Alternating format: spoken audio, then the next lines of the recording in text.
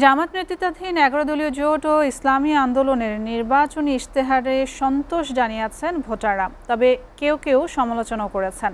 তারা বলছেন, নির্বাচনের আগে জয় হাতিয়ে নিতে অনেক রাজনৈতিক দলই জনগণকে প্রতিশ্রুতি দিলেও তা বাস্তবায়ন করে না।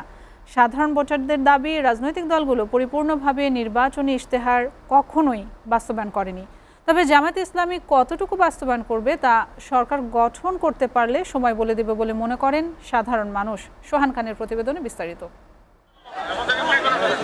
ভোটে বিজয়ী হতে নির্বাচনী প্রচারণায় রাজনৈতিক দলগুলোর কর্মপরিকল্পনা বাস্তবায়নের প্রতিশ্রুতি নির্বাচনী ইশতেহার। ত্রয়োদশ জাতীয় সংসদ নির্বাচনকে সামনে রেখে ইশতেহার ঘোষণা করে জামায়াত নেতৃত্বাধীন ১১ দলীয় জোট ও ইসলামী আন্দোলন। ইসলামী আন্দোলন মৌলিক ৩০ দফা ১২টি কর্মসূচি আর ১১ দলীয় জোট ২৬ দফাকে গুরুত্ব দিয়ে মোট ৪১ দফা ইশতেহার ঘোষণা করে। এ নিয়ে প্রতিক্রিয়া জানান ভোটাররা। তারা বলছেন, জামায়াত ইসলামীর ইশতেহারে জুলাই পরবর্তী দেশ বিনির্মাণে জনগণের প্রত্যাশা পূরণ হবে। যে গতকালকে ইশতেহার দিছে, আসলে তাদের ইশতেহার জনগণ এখনো জানে না। তবে ১১ দলীয় জোট ও ইসলামী আন্দোলনের ইশতেহারের সমালোচনা করেছেন অনেকে। সমালোচকরা বলছেন, জামায়াতের দাবি সরকারি চাকরিতে বয়সসীমা ও নারীদের কর্মক্ষেত্রে ৫ কর্মঘণ্টা বাস্তবায়নে নেই কোনো পরিষ্কার বার্তা। তারা তো ইসলামী দল আর কি, ইসলামী মূল্যবোধ থেকে হয়তো করছে।